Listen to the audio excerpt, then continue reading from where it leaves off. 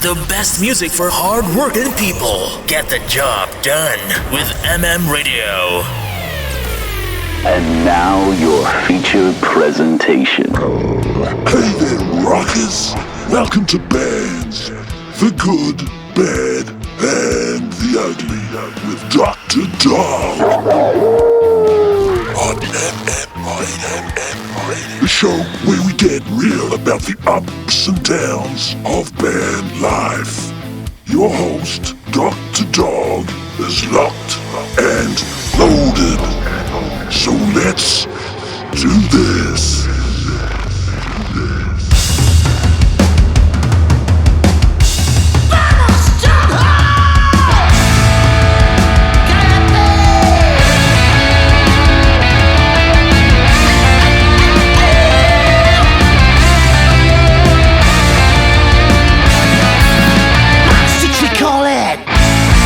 Trigger love, I want it all. Everything and more, I want it all. Money, fame, and fear, I want it all. I want it all, I want it all, I want it all. I want it all, I want it all, I want it all. I should never see you walking by, but see I got it all. Yeah, I still want more, got it all. I need to be adored. Got it all. I got it all. I got it all. I got it all. I got it all. I got it all. I got it all. She's all dead me, none of me falta, but none of me falta.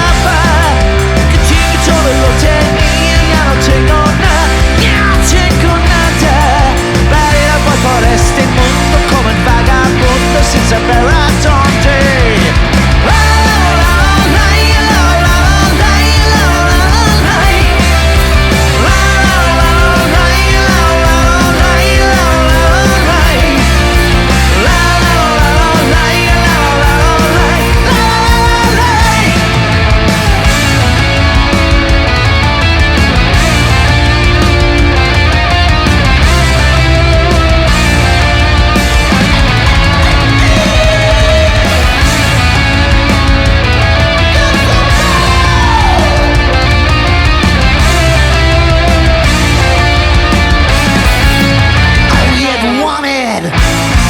Try to reach out, just I never saw happiness or love, I bought it all.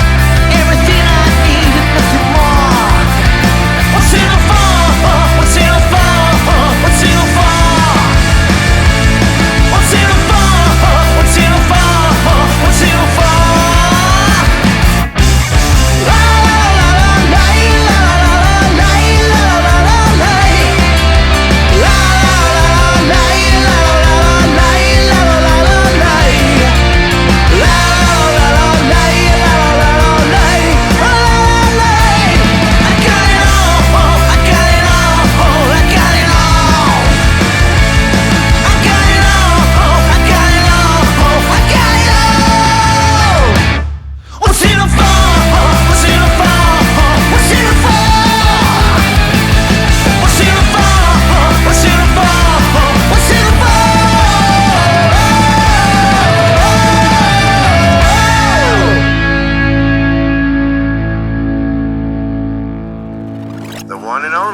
Dr. Dawg here, welcoming you to Bands, the good, bad, and the ugly, bringing you the ins and outs, ups and downs of band life. So let's get to it, let's rock and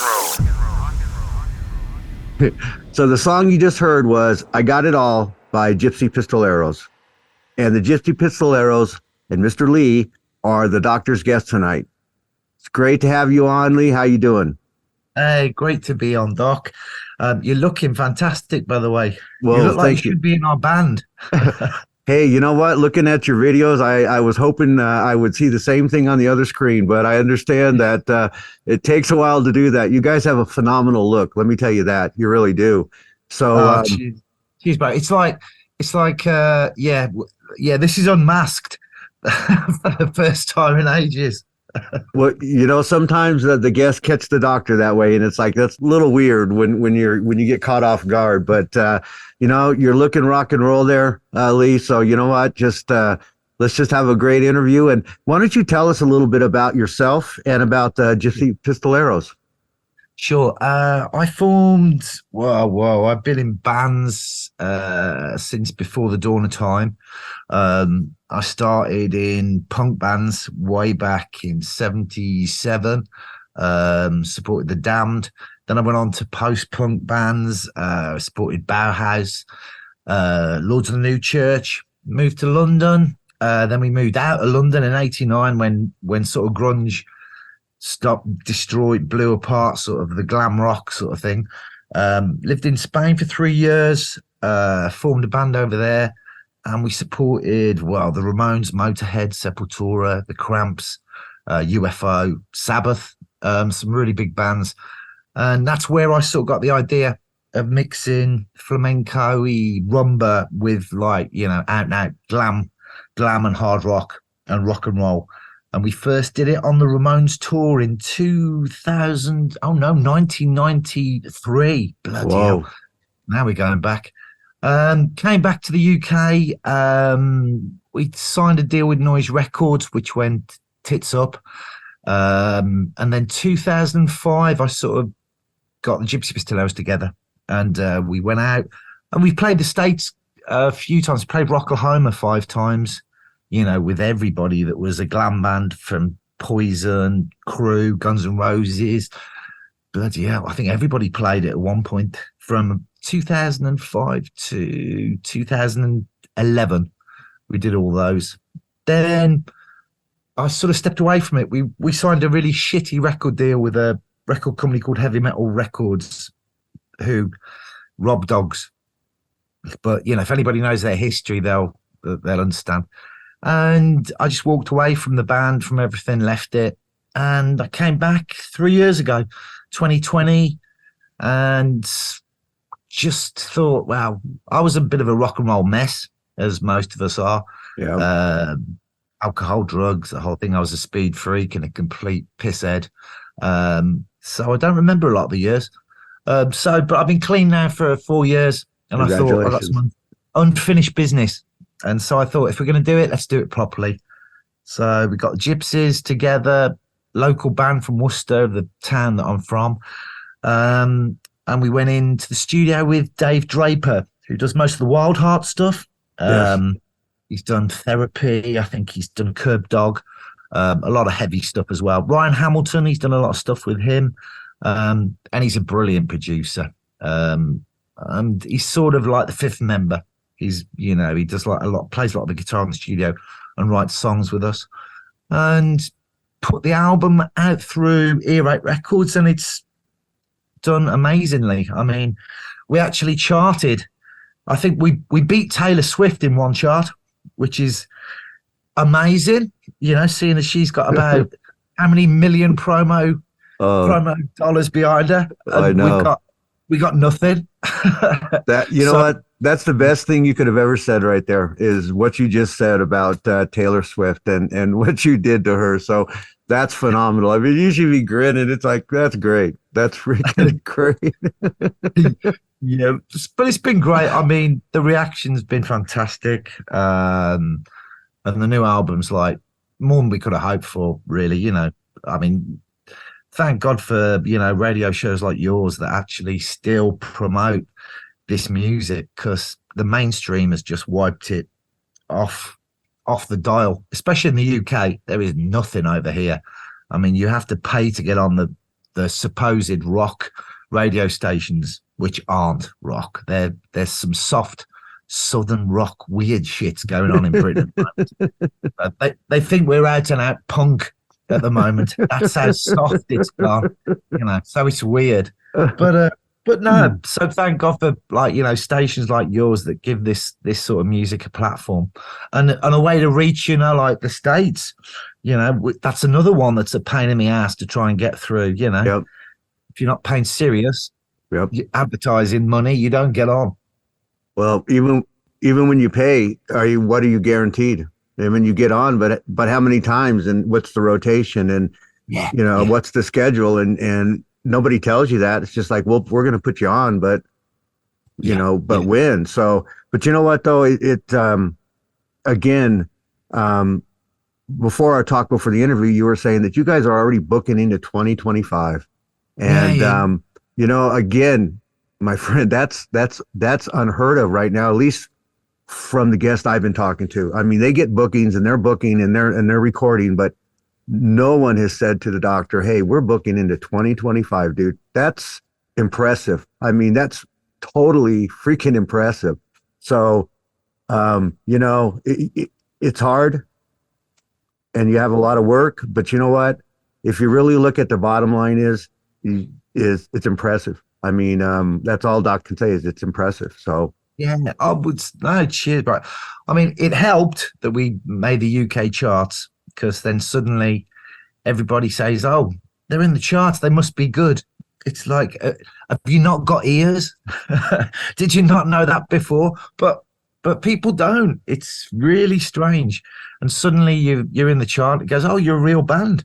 But you said it earlier, the internet, the platforms, they're just filled with so much that you get lost. And if somebody doesn't know you and your name, they're not going to find you unless you pop up and they listen to you one day. Then they'll come maybe looking for you. But it's a freaking mess out there. It's just a freaking mess with people just throwing shit out there right and left. And it's just like, most of it, 90% of it shouldn't even be out there. So I know, but and the thing we found, I mean, we've tried to get on some really big tours, and at the moment, all the rich kids can afford it because their mums and dads pay for it, and they're all buy-ons. Which is why when you go to a concert, and you go, "I've never heard of these guys, and they're shit." It's like, yeah, but they've just bought onto this tour. Same with the radio and loads of it. I mean, we look at it and we're like, we're below this band on the bill. It's like, I know, it's really weird, but it's a really strange place out there at the moment. So, and the bands you say that about are the bands that are hitting it fairly. Not want to say big, but they're up there, and it's like, man, what are the people hearing in this shit? I mean, it just same way in the US, dude. Same thing in the US.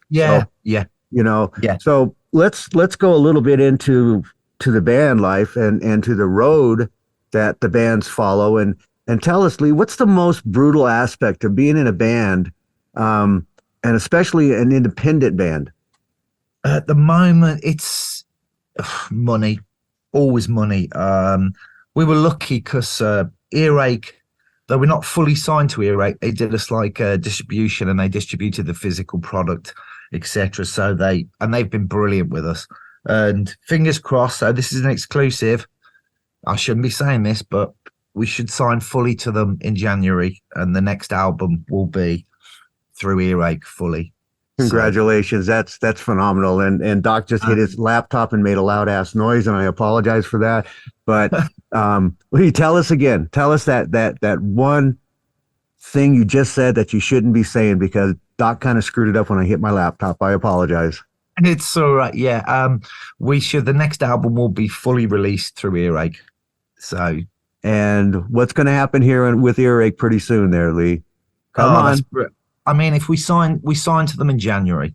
Awesome. Congratulations. And that means that we get the same backing as Black Star Riders, the same backing as all their big bands, as Skindred, who've just gone to number 2 in the charts over here. And that means that then we're on a level footing with anybody else. So, and Earache have been fantastic. They're about the best, I think, rock record label in the UK, certainly at the moment. Well, you can't really ask for more than that. And here's a phenomenal song coming from the Gypsy Pistoleros with Revolution.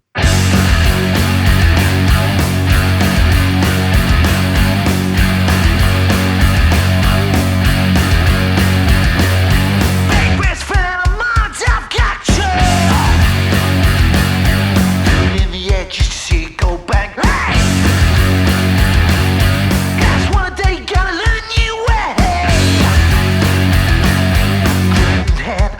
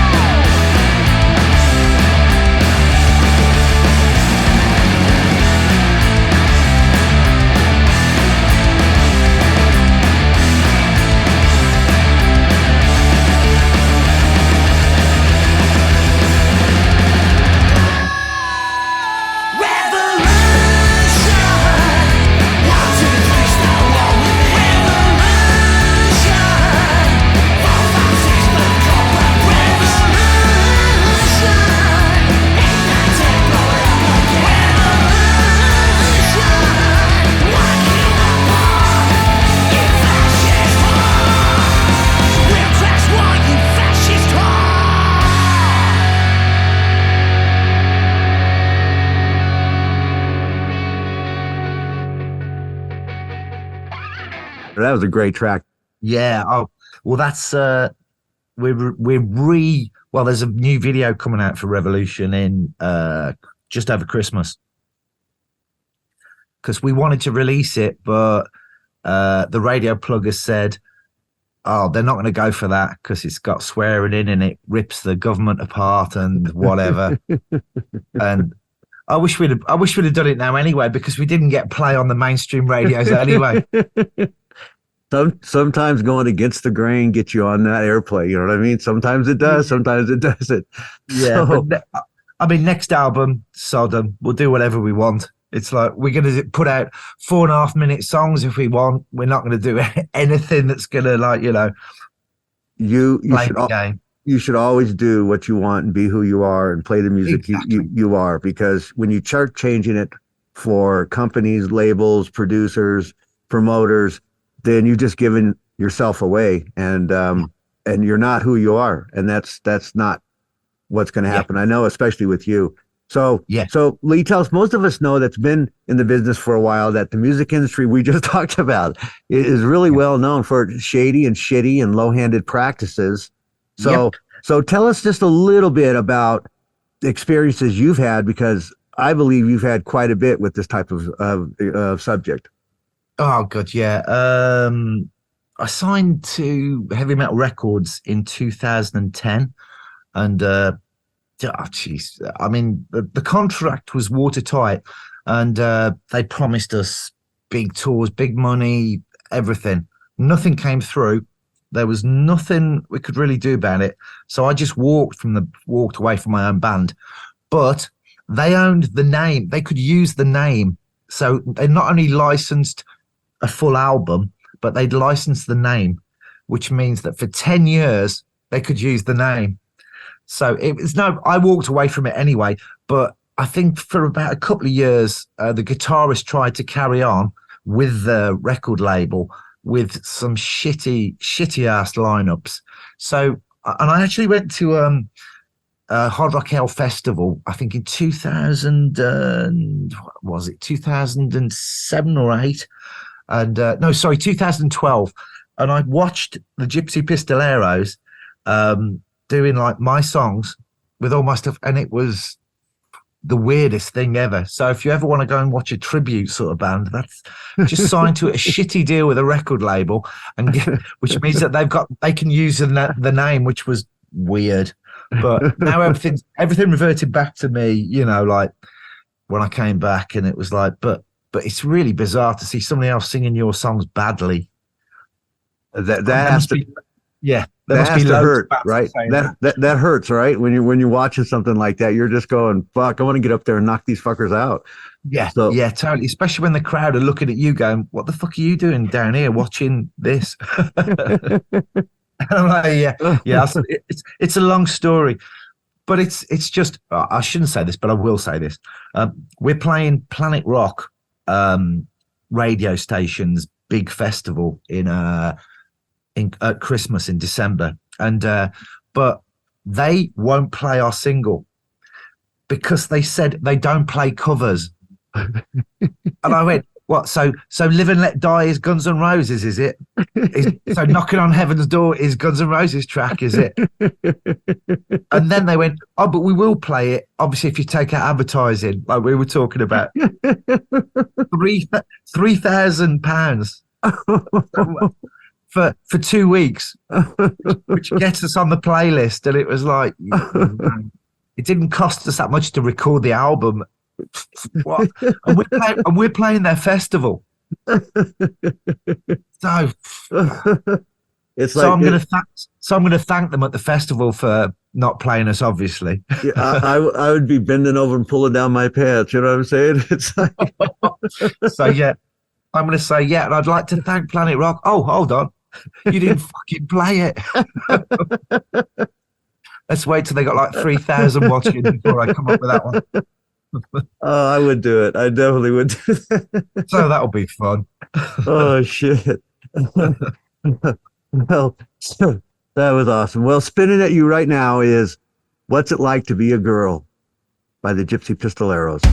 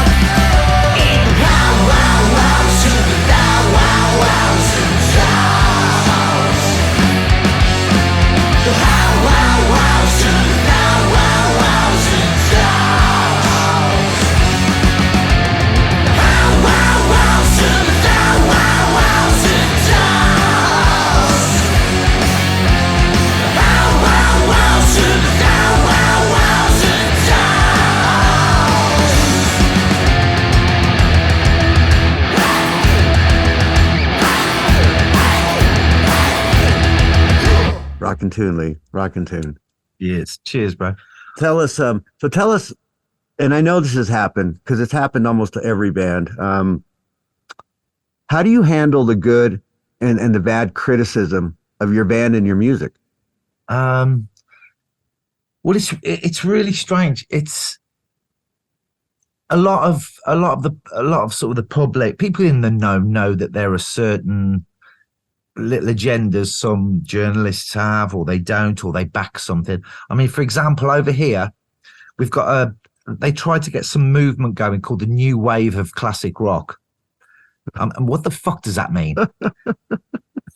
and they said that we couldn't be part of it because we're a bit too punky. I mean, to me, the new classic rock was things like what would you say? I'd say Thin Lizzy.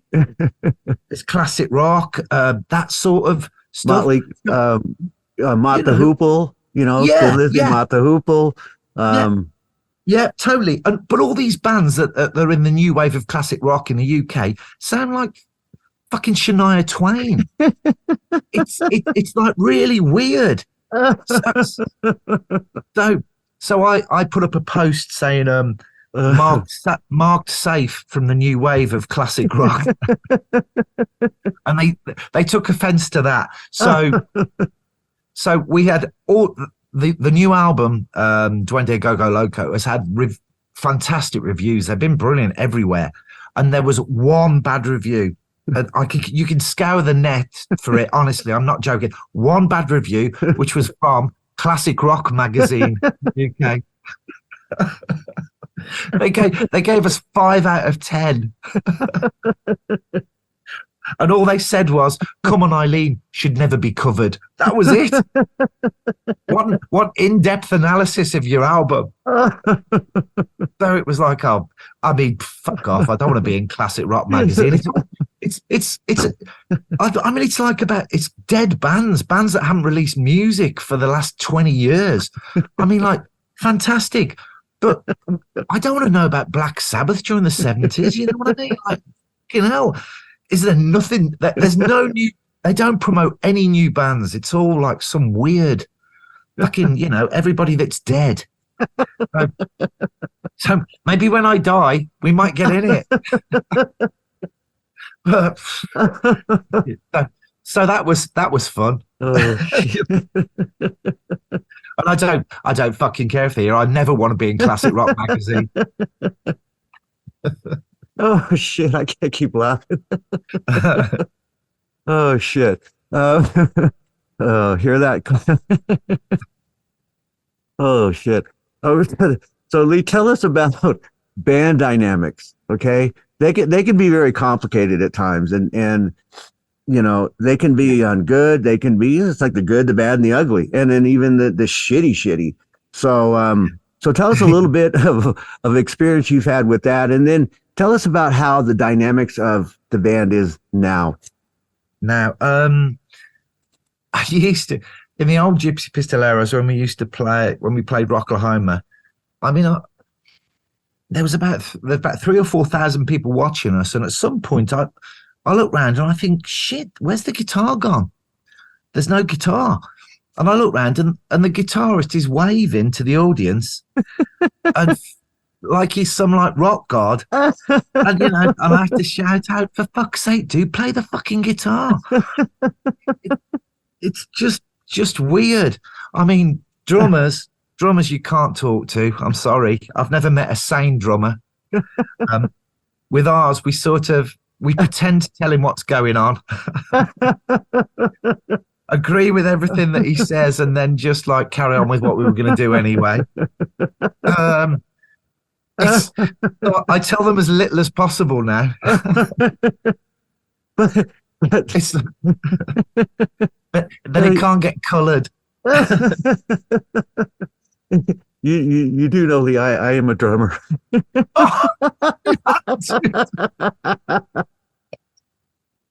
Apart from a few drummers. but I agree with what you're saying. I mean, it'll go, we're in the process of writing the new album, and he, but we had a new track that we're going through, and rather than tap along to it, he said, I'm not playing a fucking electric kid. We said, no, we said, can't you just tap away? I'm not fucking tapping, but I'll make notes. Yep, that'll fucking help us. So we're all playing away and he's making notes. It's just sometimes when you just shake your head and go, yeah, whatever. Give me your notes at the end. And I'll take them all on board. Holy shit. Oh. That's so fucking true, though. and I can say that because I'm a drummer. Oh shit! Man, it's like you get the songs. I'll put the drums on afterwards. Let me look at my notes. Yeah. Say, oh shit! I didn't know there was another page on the back. They got mixed up. Yeah, they got mixed up with the reggae band. Yeah. That's why your snare sounds like that.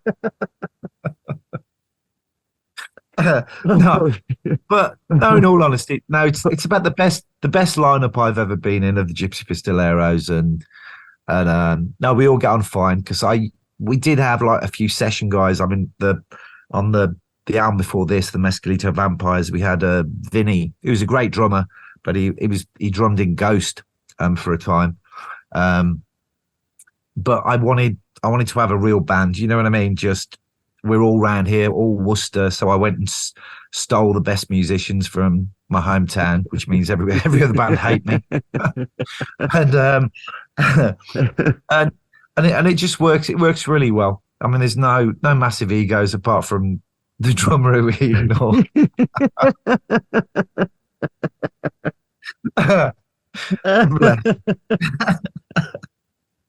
That's a bit. Oh shit! Speaking of ignoring the drummer, spinning at you now is the Ballad of Tommy Shelby. Oh no, what did you wrong?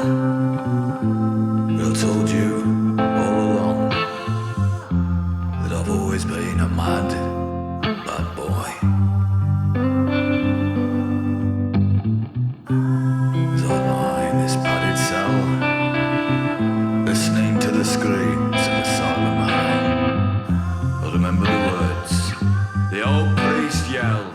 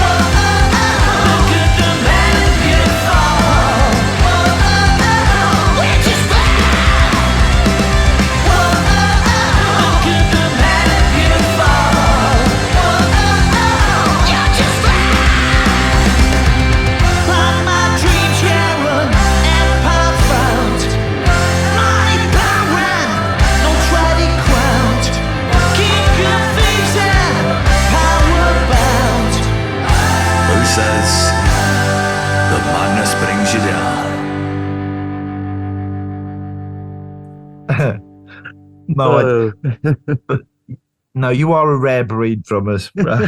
Yeah, you can say that now because you know. Exactly. You're going, I don't want to say no more. He's going to fuck this interview up. Yeah. Oh shit. So, um, speaking of rock and roll, and the drummers, what the lifestyle, and Lee, you've been in this Wow. a long time, dude, and Yeah, often that it leads to the epic parties, the drugs, the sex, and yeah, of course always the rock and roll, and a lot of musicians out there can relate to. I know what you're going to get ready to say. I know the doctor can, and I want also the new upcoming bands to listen because what Lee's going to tell you and what a lot of us know firsthand, that there's parts of the band life you want to try to avoid. So Lee, tell the doc. yeah. Well, I suppose whenever I was on stage, from from the late 70s up until 2000 and that was 2011, I was never sober. Never. I mean, I was a speed freak, so I was on speed. We drank anything and everything.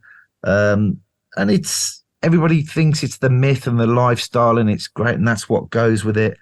But you think you're brilliant on stage, but you're not when you're off your face. It's shit. And people pay money and they look at you and they go, what the fuck is this? I mean, yeah, some bands can get away with it. I mean, like Crew and whatever, but they weren't as wasted as they made out sometimes, and it was always covered. And I think in a weird way you can get away with it even more on the bigger stages, if you like. But well, I got somebody came up to me and said, "Hey, I saw you. You were in Budapest," and I went, "I've never fucking been to Budapest," and they went, "Yeah, you have. You were supporting LA Guns." And I had to check back through those concert histories, and yeah, we'd played Budapest, and I'd found out that that was the place where they found me on so a central reservation in the middle of the traffic on a traffic island with two groupies, and I was stopped, and this army people got out, three of them. With guns, machine guns, and they went like, "What the fuck are you doing?" Whatever. I don't speak Hungarian, whatever. And I'm like, dude, don't shoot. I'm, just fuck knows what. I mean, like, but the younger one with the big machine gun went, "Hey, you played with LA Guns?" And I went, "Yeah." And so they escorted us back to the hotel, an army escort. And so I arrived through the doors, and there's all LA Guns there, and there's me with soldiers and two groupies, which is like just weird. And it gets even worse. There are some really. I mean, we played Rocklahoma in 2008, I think, and it was packed. And there was Davey Vane, one of my favorite singers ever, was side stage. Tracy Gunn, Steve Adler, who we went on tour with. There was some Pussycat. There was ZZ Top had come to watch us, and they were all side stage. And I partied so hard for about 2 days before we were on. I hadn't slept in about 36 hours, and I couldn't sing a note. My voice was fucked. And I will never forget that feeling, when you're thinking, just, man, if I just had a voice, and you can see them looking at you like, dude, you're fucked. Your voice is fucked. You go, and it's just, you never want someone to look at you like that. You know what I mean?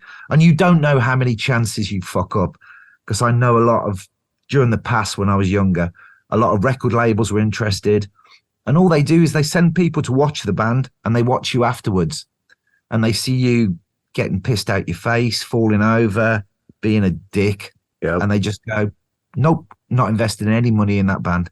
It's too much. It's too much grief. We'll go with like somebody who's professional, who's, got it together and whatever. And now I've been clean for 4 years because I found out I've also got ADHD, wouldn't you know? You know? Ain't we all fucking got ADHD? But once I didn't really need it. The drugs or the alcohol. But it's like a different life, if you like, and it's nice in a different way because you actually remember people and you talk to people and you have conversation rather than our first thought was whenever we went to a show, get in the bar, get pissed, you know, get drunk and play the gig, don't remember where you are, whatever, you know, you wake up next day, do it again. And yeah, nah, it's great. If you love that, I mean, we toured with Motorhead in 1996 and Lemmy used to come off stage. He used to have a shower. He used to come in, polish his bass, no euphemism. He used to like pour like this really weird mixture of like, it was like a snake bite with bourbon, with Jack Daniels in it, with blackcurrant and whatever. Cut out a couple of lines of speed, take those. Then he'd go and do a press sort of conference, a signing, whatever. And normally shag some really like beautiful groupie. and he came back after all this. And the once I was on his tour bus and I was looking around and I went, Lemmy, is this all it is? And he went, what else do you fucking want? Which is fair enough. So there's the two sides, you know what I mean? Yes. But I mean, it was, you know, we did that as when I was younger, I did all of that shit. And I mean, we toured with all the legends and the myths and whatever, but I never gave a shit about the music. I didn't give a shit about, you know what I mean? Yep. How I should have done and songwriting and whatever. It was just enough that we got on and we shambled on and we, you know, but it wasn't great. It's only like the past 4 years that I've sort of gone, right, if I'm coming back, I'm doing this, I'm going to do it properly because there's some unfinished business. And that's why we work with like just great people. I mean, Dave Draper's a fantastic producer. I think he's done the last 8 Wild Hearts albums. And so we knew we wanted that sound.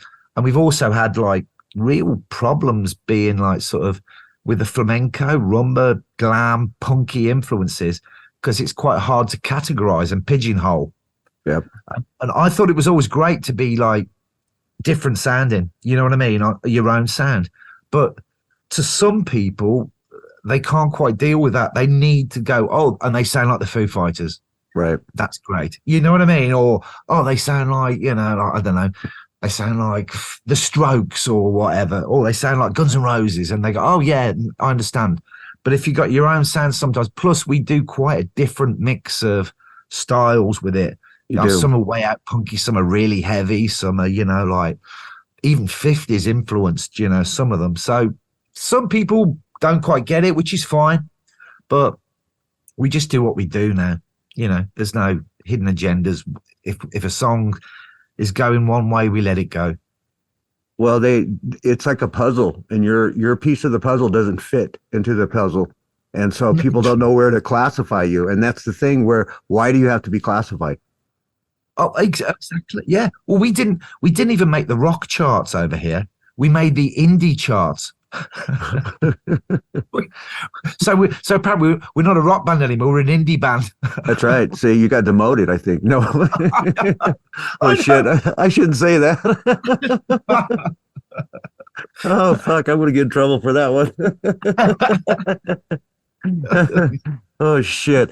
But dropping down now for you is I'll Remember You by the Gypsy Pistoleros.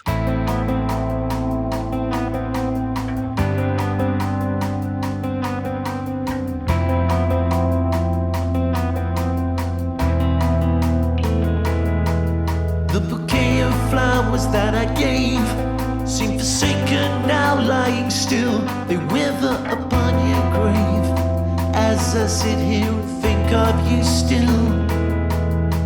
Lying here amongst the flowers, would you laugh if you pictured it all?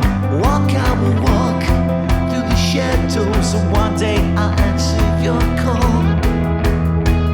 Once upon a broken dream, I turn around and you're here with me still. The hole in my soul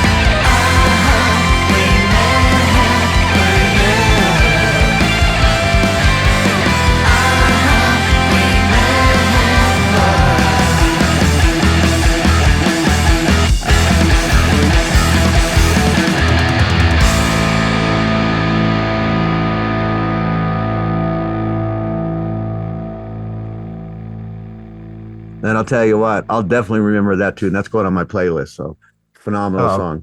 Phenomenal song. So, cheers. you know, we've touched on this a little bit, and this is probably going to take us back to the drummer and guitarist that wasn't playing. So all bands deal with egos, okay? And usually it's from the singer, but in your case, it's been from the drummer and the guitarist. So who in the band has in the past won the biggest prize for the biggest ego, and who has it now in your band? Well, it used to be a battle between me and the guitarist in the old version of the band, when we toured with Pussycat, LA Guns, Vane, and Bang Tango, all of that lot.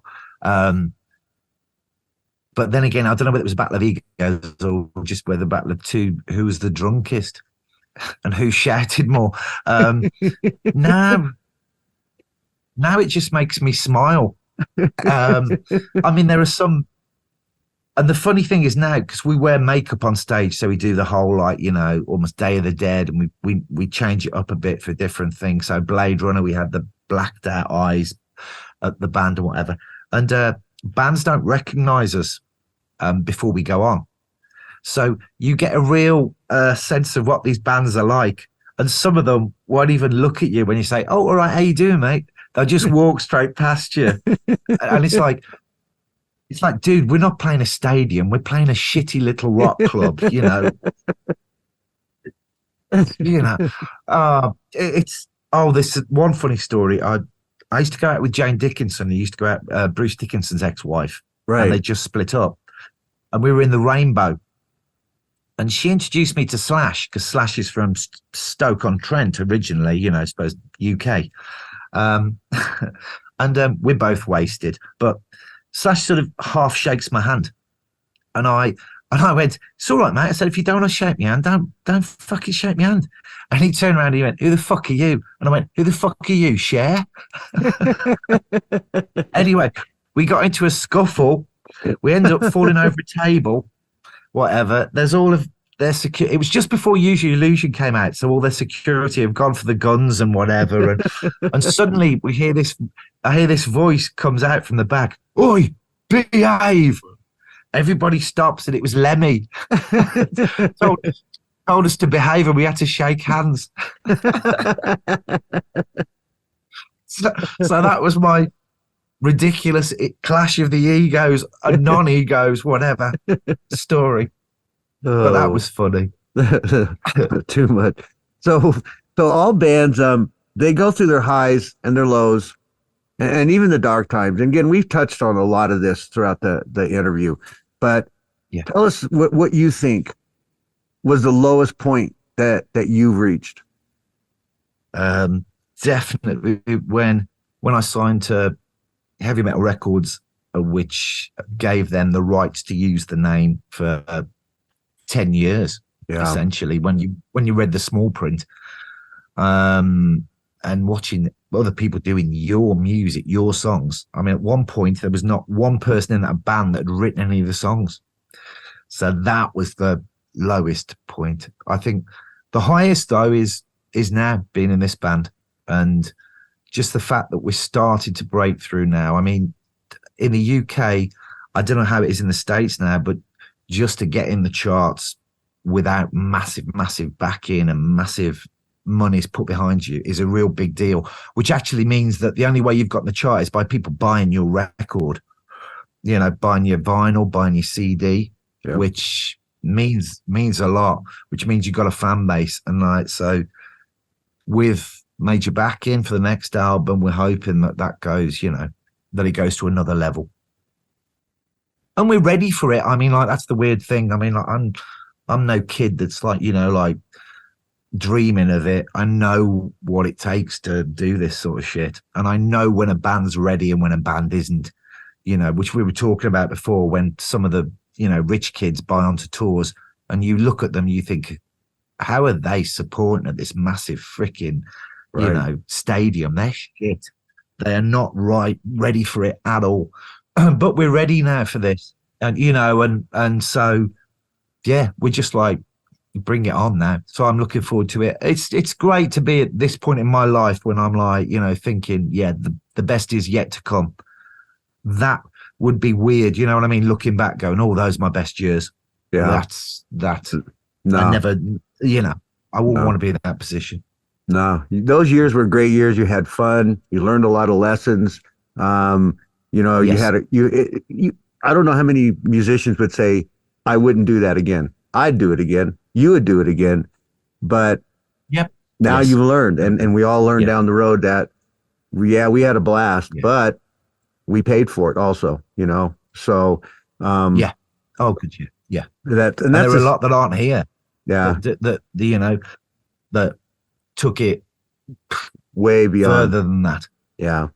No, most definitely. We've lost so many mainstream musicians, and as far as independent musicians as well, to that. And that's the saddest thing of all, because Yeah. the music will never be put out again. And all you have is the old music, which is memories, and you're going, damn, too early. Yeah.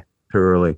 So Lee, let's talk about what's coming up for the Gypsy Pistoleros. And I know again that we've touched on this throughout the interview, and you've talked about what's in line for you, but tell the doc and the listeners what's excited to you, other than, you know, what's signing in January, which is phenomenal. That's just a phenomenal thing, and I think that's going to open so many doors for you, because like you said, now you have the backing. But what do you see coming up for the Gypsy Pistoleros?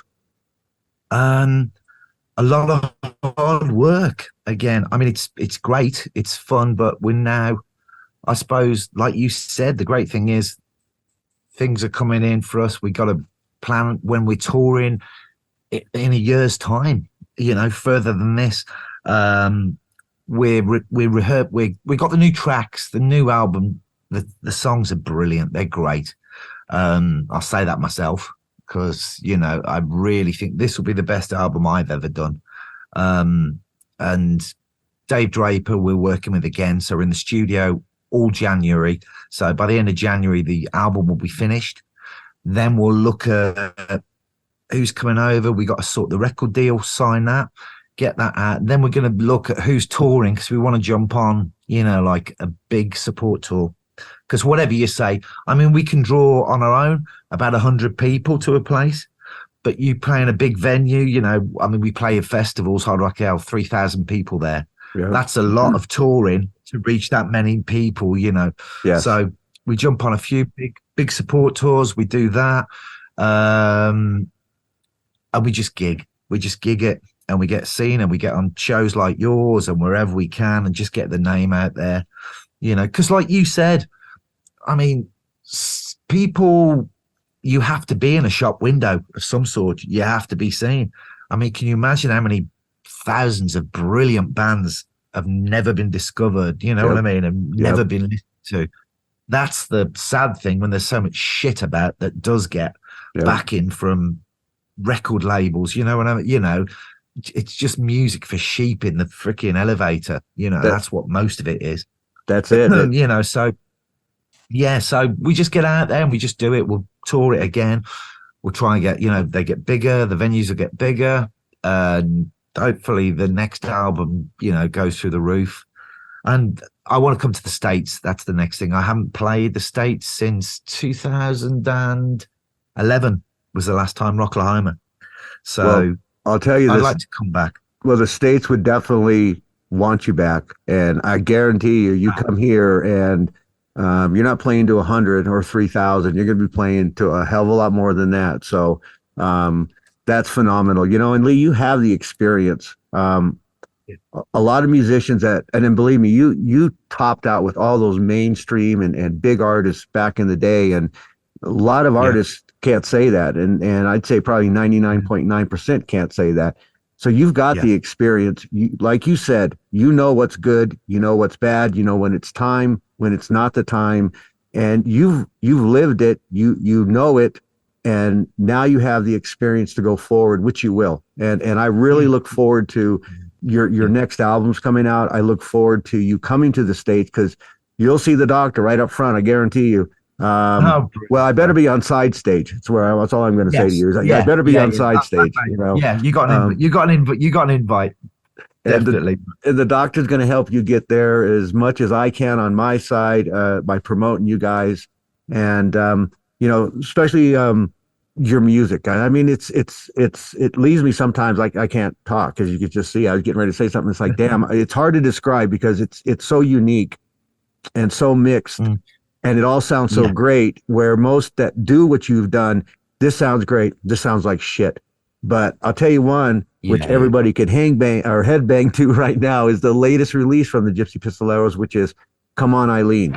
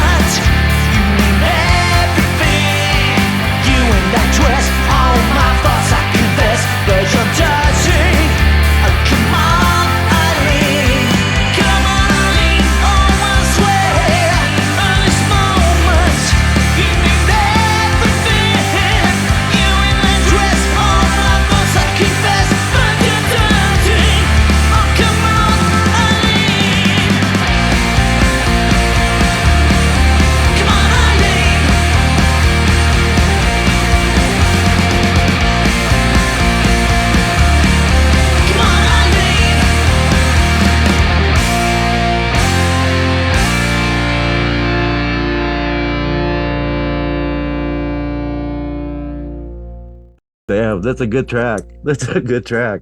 So, oh man, that's sacrilege. Everybody told us that that's one of those songs that you should never ever cover. and the reason that we did it was because some journalist called us the Dexys Midnight Runners of rock.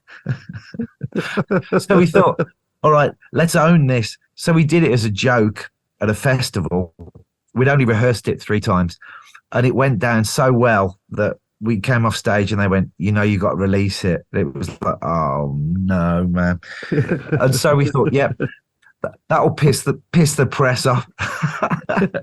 So we did it. The song that should never be covered, we covered.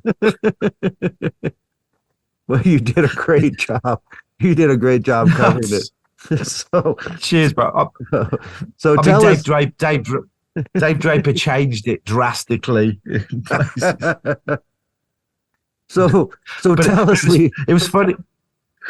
No, it was funny when we first got when Dave Draper, our producer, we first approached him to produce us. He only knew of us from the old band, and his reply was, "No fucking way! I'm not producing that cock rock shit."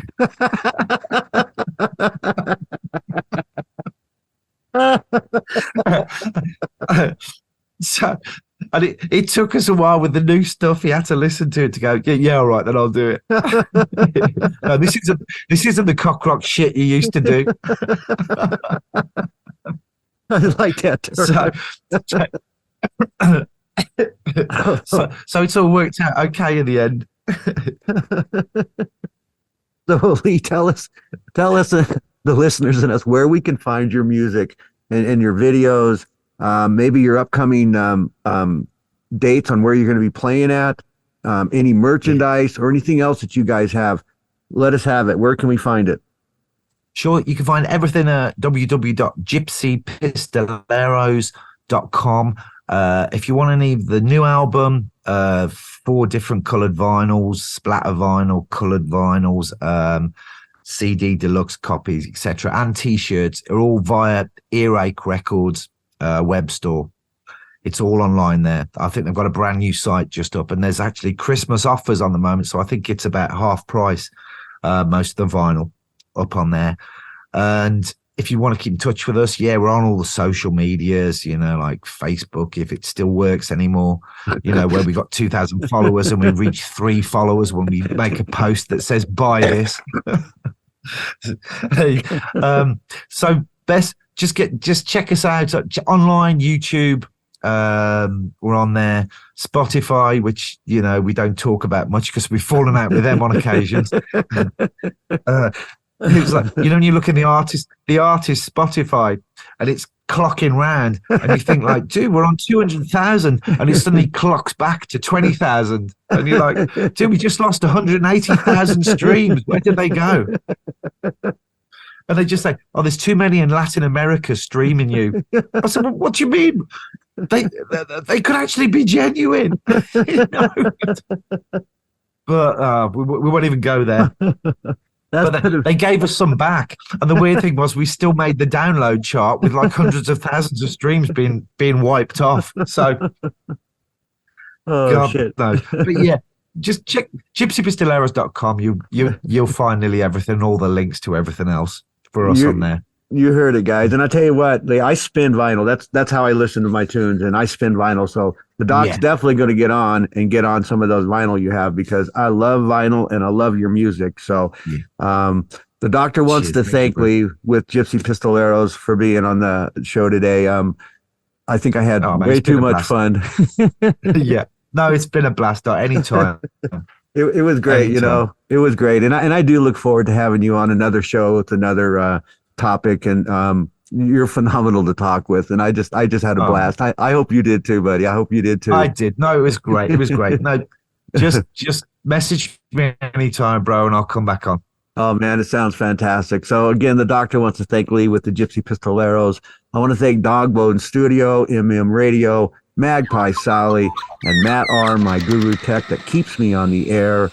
So everybody take care, have a good time, and Doc, we'll see you next Friday. Be kind to one another. Peace out. Take care. See you, bro. Bye-bye. Bye-bye. Bands, the good, bad, and the ugly with Dr. Dawg. On MMIMM, the show where we get real about the ups and downs of band life. To infinity and tastiness with MM Radio.